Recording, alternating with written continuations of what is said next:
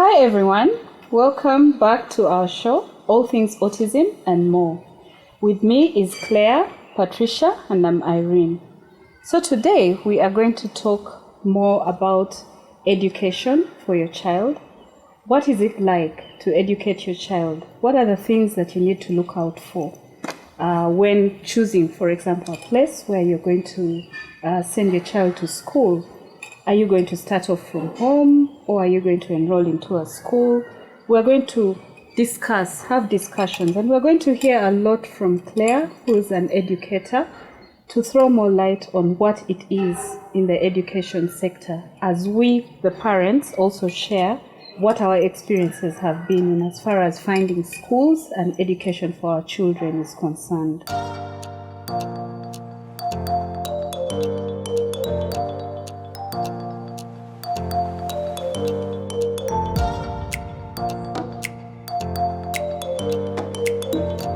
Just a reminder that we're sharing experiences. We're not necessarily saying we are the experts on this topic. And also to remind ourselves that every child... Except for you, because you're an educator. Yes. True. But also I think I want to frame the discussion by saying that every child on the spectrum is different. Yeah. Yes, there are things that can be done, you can generalize, but every child is different. And it's very important to understand the uniqueness of the child. That creates the best learning environment for them. So I think it's as a parent with a child on the spectrum, you have to know your child. I'm always saying that. I sound like a broken record.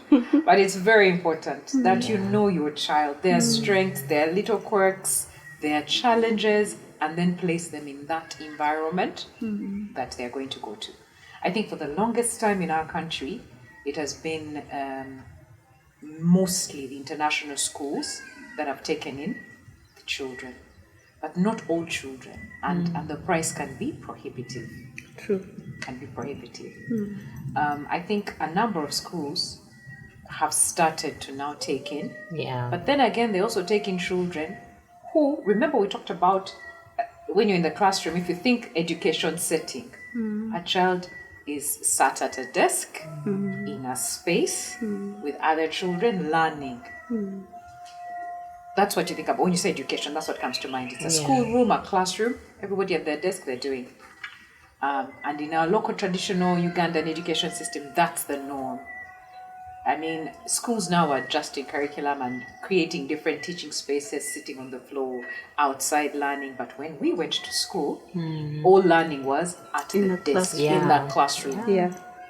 And for hours straight, no breaks, no nothing. Think of the typical when you went to school. We sat in class from, say, 8 to about 11. Up to about 11. You go for break. Break is... You have to eat and drink. 30 minutes. Yes. That's eat, drink, play. Come back to class, sit again at a stretch. We talked about sensory challenges the children have. You're forcing them. Already their brain is neurotypically. It's neurodivergent. Yes. So you're making them sit in this environment maybe for 2 hours plus. They can't scrum, they can't whatever. They have their challenges. So that's already not a good environment. So when I think education, for me as an educator and a special needs educator, it's creating the right environment for the uniqueness of your child. Yes, true. And I think it's maybe we share examples. So what would I say for children on the spectrum? What I would suggest is smaller learning environments, not a big school. Remember, it's going to be noisy. There's going to be a lot of activity, and the pressures are high for the educators. The teachers have objectives. Even in your normal corporate job, you have objectives. They also have objectives. So they have objectives. You have 30 children, sometimes 50, sometimes 60 children in a classroom. They all have to learn how to spell, write, add 1 + 1, subtract, whatever. This one child, how much attention are you going to give them? So smaller settings is where I would start from. A smaller school, smaller setting, and who are able to adjust to the child as well. He does, because not in a bad way, but a child with autism who has different challenges and sensory needs can take over the classroom environment. so that all eyes are focused on the child and you forget all the other children. Yes. It can easily happen. Yeah. So it's important that they can adjust to the child, adjust to their needs. So they have to have resources. You can't. The teacher ratio is important. Yeah. The teacher ratio in that. So the environment I've started.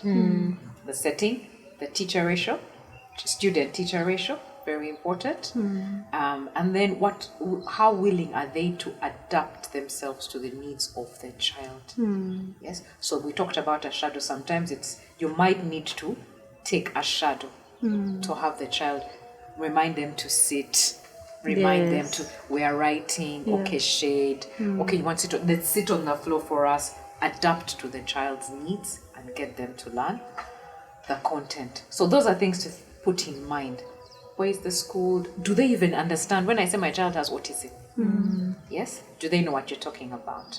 Have they dealt with it before? If they haven't, are they willing to learn from you and work with you as a parent? Yeah. This is how my child is. This is what my child needs. Without saying, Ti omuzadaine akajanja. Yeah, maybe you ladies can share experiences. I want you, Patricia, to tell, especially. Yeah, You have Patricia has a lot to share. Yes, you have a lot to share. I want you to tell us your experiences. I was sharing earlier with the ladies. I have a son, Harvey, he's 9 years old. He started school just shy of 2 years old. And in those 7 years, 7 years of school, he's been to 9 schools. And in those 7 years, he's been to 9 schools. And in 3 out of the 7, he's been in 1. So that means, actually maybe 4 years. Okay. So that means in 3 years, he went to 8 schools. Wow. So just to bring it. So like every time you were changing. It's almost every time we were changing. My experience was it was such a learning curve for me, for sure. There are schools that we went to. The very first time he went to school was we were seeking the verbal side, like we were seeking communication. So it wasn't that we were going there with any idea of what condition he might have. We just wanted him to be around his peers and possibly encourage him to speak. So that was actually quite a nice school. I remember the teachers there tried their very best, including the principal, to make sure that we would get him extra help. They got us a speech therapist. But we were not ready. We were in denial.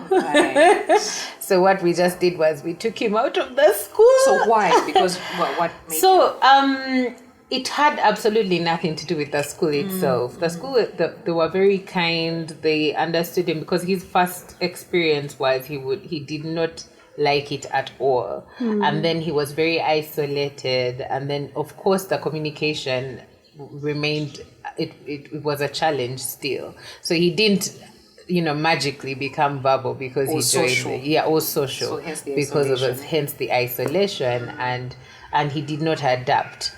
And after some time, he got accustomed to them because they were kind to him. He had no problem with being there, but he was not receiving, or if he was receiving, he wasn't, what's the word? Reciprocating. That's the word. Yeah, he wasn't reciprocating. He wasn't really giving them any evidence that he was receiving from them.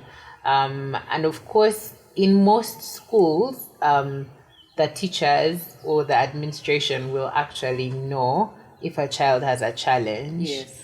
And in some of them, they will be kind enough to actually tell the parent. How they do it is different for everyone. But in this particular case, the school was very kind. They requested to meet with us and explain to us the challenges that Harvey was facing. So it was all done very kindly. And I stress this because I want to emphasize the fact that we were just not ready as parents to face the idea that our child had autism or was on the spectrum.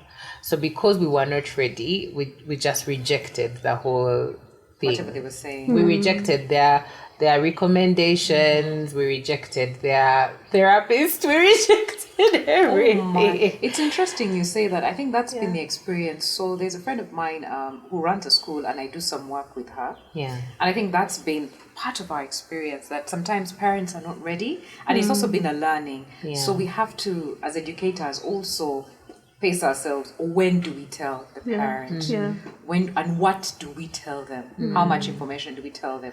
Where is the child struggling? How do we also frame it? So I think as educators, that's good feedback because we've experienced it as well, where you tell parents that there's denial, but also I think parents already know the child is challenged, but they're not telling you as the educator. They are thinking that somehow if I put the child in this environment, that thing will go away. Yeah. Those things will go away. So when you now tell them it's a rejection, it almost feels like you've rejected their child, that you're not accepting the child, you're labeling the child as something, and some people feel some type of way about it.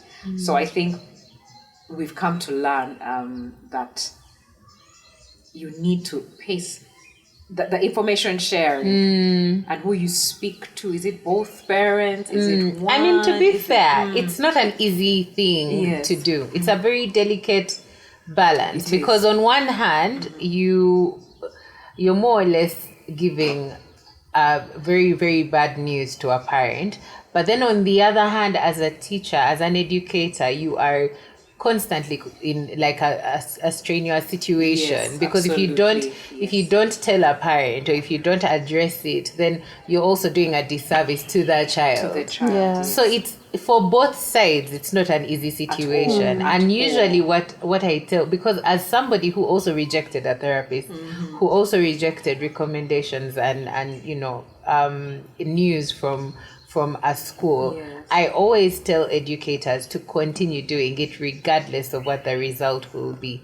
Because what happened was, much as we did not react in a positive way, the seed was planted. The seed was planted. And just as you said, we always know our children. So we knew that there was something off. I mean, that's why we took him to school, right? To try and beckon the communication and make him, you see the words we are using, make him speak.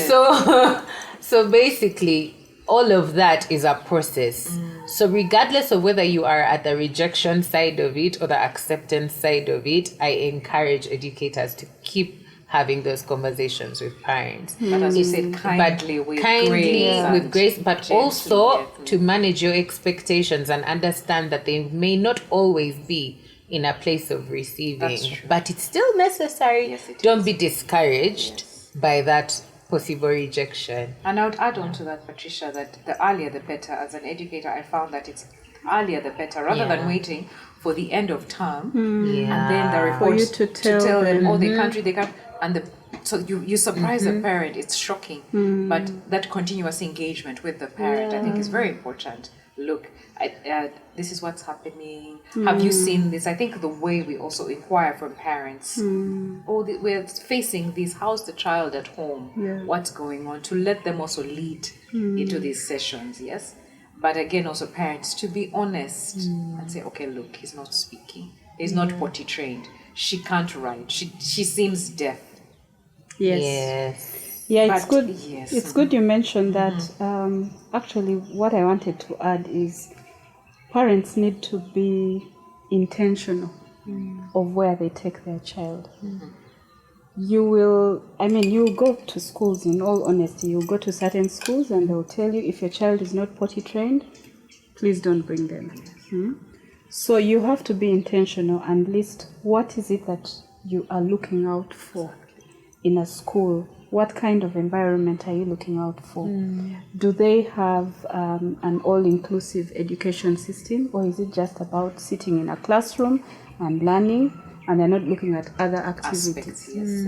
Because remember, our children may be weak in most of these the traditional subjects. Yes, the traditional subjects, but they may have something that they are good at, and this is the opportunity for you to discover that if it has a rounded education system. So we have to look out for that. We have to be very deliberate in looking out for that and ensuring that where you're placing your child, first, they will understand who your child is.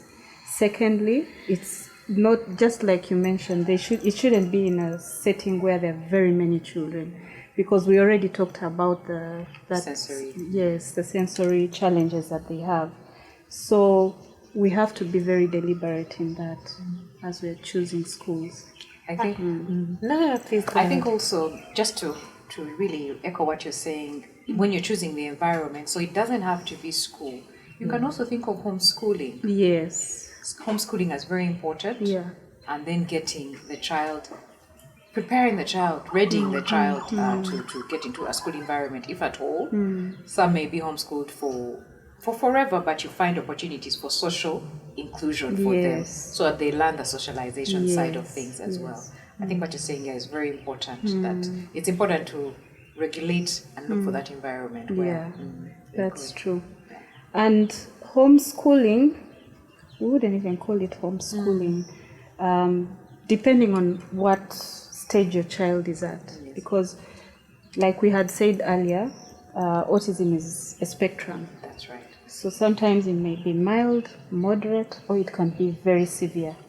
Now, in all honesty, for severe, I do not see why you would even put your child in a school. They will just get stressed. They will not cope at all. So the better option is to first of all begin with therapies. Exactly. Things that we do at the Hannah's home, where you prepare a child. So we call it early intervention. So the earlier you understand the child, first remove them, do intervention, intensive intervention. Yes, Irene and I have a center where we do that, and then get the child ready to integrate into. And it's that really helps, because it's at that point where you actually see where their interests fall. Exactly, yes. And then you will tailor their education to be more towards where they're good at. Yes, what they are good at. I think you should tell us about how your experience with homeschooling, Yona, how you started, and then how you integrated him. No, Jonas was a mix. We started off in school. Okay, that time, remember we were saying he's not talking, he's not what, let's just put him in a school and see how it flows. So we started off in school. And then later on, as he kept on growing, we were like, okay, now we need to take him out of school and help him to pick up on certain skills. He could not write. He could not read well. What age was this? I think he was 7 years. Yes, so we took him out and got a support teacher. We call them shadow teacher. Yes. Shadow in school, but at home support. Yes, a support teacher. Yes. So we tailored a program for him where there was a clear timetable on the activities that he's going to do. So like what activities? Just give a sample. Sample us, as they say. So like the day, of course, would start off with prayers. You start off with a prayer, and then there would be writing. And you know now, writing is not writing letter A. It is just lines sometimes. A stick. Huh? So is it like the skill, what do they call it? The fine motor skills. Yes. And then doing various activities with the hands so that the strengthen. Yes, you strengthen, you firm up the muscles, the finger muscles. That's actually really important. Yes, so we started out like that. Then, of course, after he's been able to draw that line, then you start off with a curve. So it was a step-by-step gradual process. You have to be very patient. I was about to say, what do you have to tell a parent who's thinking, my goodness, you have to be very. But you see, you may even think that homeschooling is very expensive. But if you count how much you spend taking your child to school, transport, paying school fees, buying books, uniform. When you combine all that together, you'll find that what you're paying is just a little more, if not even the same. Less. So we need to tailor their education to suit them and to support them. Then as and when they are ready, then you place them back into a school setting.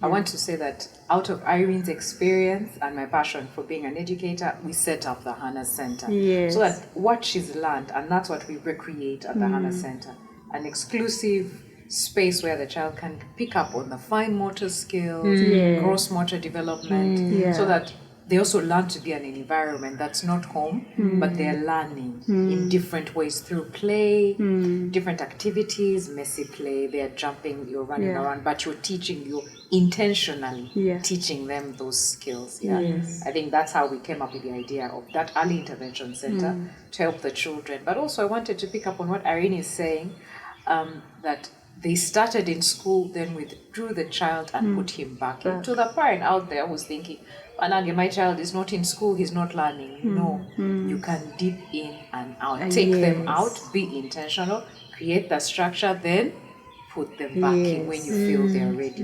It's a different journey for every child. You structure it to get the best out of your child. Yes. Yeah. And while he was in homeschool, so that he didn't miss out on the social side, there were times he would be taken into a school setting. That school that ended up taking him, Asifiwe International, they do support special needs.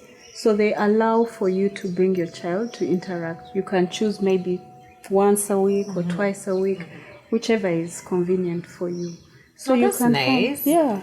That's very nice, Yeah, because so- that means that they don't. So they're not trying to make him conform to their system. They are Yes. aware Yes. of the need for it to adapt to his Yes. learning abilities. That's really Because it can also be so lonely. Yes, yeah, it can be. You can be so lonely. So if your child is not so hyper and can go into a school setting and socialize with other children, then that is a good way to do it. Because that way you gradually introduce them. Because sometimes 5 days a week of school can be a lot of Intense. intense and Yeah. sensory Yes. overwhelm. Yes. So when they come home, you have meltdowns, bad behavior, and you're thinking, what's wrong?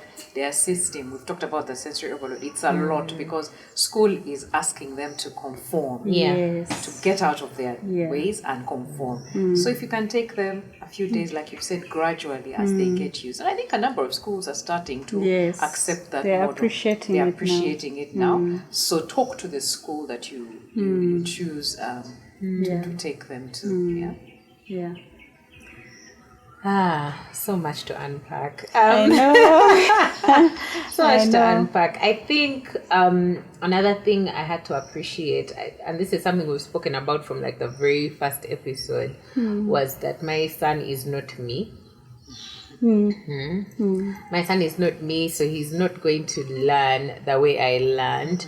Even the world that he has been born into it has evolved. It's different from the one that I was born into. So I have to take a step back and stop trying to live through him, so to speak. Yeah. And I say that because I know that there are so many parents that want their children to be like number one in the PLE list or number, and then you see that your son or your child, has learning disabilities, and you're like, now my dreams, you might not even say it out loud, but you think it inside. You'll be like, now my child, for them, they can't even go to like Green Hill and where, and now we have to look for another school, and the schools don't allow this, and that journey is so taxing. Actually, by the way, just a commercial break.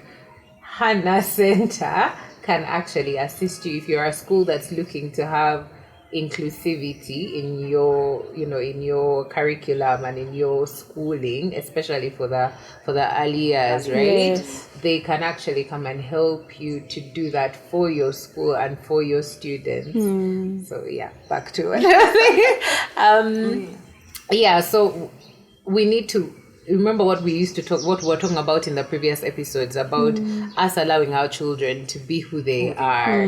So I think that in this journey of education, I have also had to remind myself constantly to date that my son is different, his journey is different, and it's translated in a different process. And I think even with us, one of the reasons why he kept going from school to school is I switched positions. I started needing the school to accept him. So it didn't matter if the school was a good fit for him. It started to be like, will any school I beg, like as Mutembe. Yes. Which school out there can come and, help my son and take him in? And that wasn't the right posture, I think, for any parent, even for a neurotypical child. That's true, yeah. To take your child to us. Don't get taken by what the popular communities, what people are saying, what society is saying about this school or the other school. Not every school is good for your child. You need to do what's best for your child. Yeah. So I really like, schools like Asifiwe, schools like BSK, they have, you have to fit, for the child, not the child to fit in the school. Like we were talking about that earlier. Yes. In high school when you'd be, these are the rules of our school and this is how we have we behave and this is, and you either fit in or you don't fit, or you fit out. And that's just not cool. Like I don't know why, especially, and I think that we get it a lot, not just as Africans, but as human beings. You constantly want your child to go to a particular school or learn in a particular way. Excellence and achievement is measured in a particular way, and yet the world is evolving, the world is changing. But more importantly, we know more. We know better. We know better. Yeah. We know that our children can still be successful and still be... For me, by the way, success has even changed. Like my idea of what that is, But just that flexibility in our minds and just adapting to the differences that are in our children and what that also translates into for their education and for their learning. I think that is such an important thing to, Yeah, you've said it well. I think you're bringing me to this point where we say, when you're taking the child to school, you're thinking education. What do you want them to learn? Yeah. Is it to say ABC, to get 4 in PLE, 88, but then what? I think when your child is starting out on their journey, you have to cast, it's a long game. Where will they be? What will they do? Some of the important things for children on the spectrum when you're thinking of curriculums or education is daily life skills. They're very important for them. So some of them are challenged. We talked of the fine motor skills, their hands, even dressing up. Even tying their laces. The buttoning. Yeah. Yes. They're small little things. So this child, you want them to be independent of you. So think of it that way. Yeah. Why force them to sit in a Kampala Parents or a Green Hill? Not that there's anything wrong with these schools, but because they're more academically driven and your child has challenges, you want your child now to not fit in a society, but be able to live independently. So what are those skills? So when you're thinking of a curriculum, what is important for your child? Yes, in the early stages, what are the things they can do that will also make them, can they carry their bag? Can they walk up and down stairs, dress themselves up, grooming, taking care of their environment? Yes, little things like that. Can they feed themselves? So those are skills that you can start to teach in the early years. They're very important, and it's all education because they don't come naturally to our children. They don't come naturally. So when you're thinking of environments, you want to take your child to a school. Will the school support you in that? We're teaching our child to eat, to feed themselves. Will the school support you? Do they have assistants that will support you in that journey? And sometimes it takes long. The child may be able to drink from a bottle but not a cup. Yes, little things that we take for granted. And then it changes as they get older. Now as they get older, what can they do? Okay, now you teach them to write, but can their child multiply 20 times 100? Is it important? Must they know? Must they know? Must they know? That the pi square root of this is that, the pi number is... You're going to even ask me some of those things and I won't You know won't the remember answer. them, So yes, or the Niagara Falls, I don't know where, the things we learned. So you Yeah. have to frame yourself as a parent that, okay, what is important for this child to live an independent, functional life? Yes. And I think that frames education. So as they get older, yes, you want them to write their name. Maybe you want them to count. Maybe to be able to go to the shop and buy themselves something. Maybe to be able to work. So are they interested in cooking? Maybe teach them a sport. Can they swim? Yes. Can they ride a bike? Yes. Can they take care of an animal? Whatever. Are they interested in different things? And start to hone in on those skills. Irene has started to talk about it. I think you've taught your son to bake, to cook. I've seen him do certain things. Get them singing. You talked of your son taking care of animals. Maybe he'll, do that. Yeah. So what are those things that make them feel also like a member, like Yes. accepted and Like they're A valuable and useful, contributing. valuable. That's the way, a Yes, valuable so member. So you structure yeah. the curriculum. Yes, let them learn to read and write, but to what? You want a UCE certificate that they went to S6, but then they did what? At what cost to the child, to the individual, and to yourselves as a family? And I'm not saying it's for all children on the spectrum. Some are gifted; they will do well in school. Yes. But then there are those you have to know your child. I go back to that. Know the child. Okay, we've gotten to P7. Can they sit PLE? Okay, they sat PLE. We're taking them to secondary school. But then, is it a boarding secondary school? Can they manage? Or is it a day school that I can get them and we structure in other activities? Yes? So I think education it's a partnership, but it also has to be for the individual. Yeah. Because then what are they going to do long term? Yes. Long term. What will they do? They may not become a doctor or a lawyer. That's what I was also thinking about. Yes. You see, when we're looking at education, and most of what we've talked about is the early years. Now, the challenge comes in when your child is older. So it's good that you mentioned that you're not going to maybe fix it on doing mathematics or whatever, but those life skills that you know will help your child to be independent. Yeah. So vocational training is an option. There are Yes. computer skills. There Yes. are all kinds of skills that can be valuable and beneficial for the child. We need to really think about the practical skills, practically skilling our children to be independent, to be able to use their hands and be of value. So I think it's also a progressive way to think about, their learning, for us to consider all these other things of baking, of cooking, of using your hands, of art and music and stuff, because at least those ones, AI is still a little... It's not there yet. We're not there yet. So this is a long conversation. We've tried to unpack as much as we can into this episode, but please connect with us in the comments. Did we unpack it all? Do you feel we addressed it? Is there something else you'd want us to address? Would you like to hear from educators that are doing inclusive education to come on here? Would you like to know more about how to children as they get to their teenage stages? Let us know in the comments.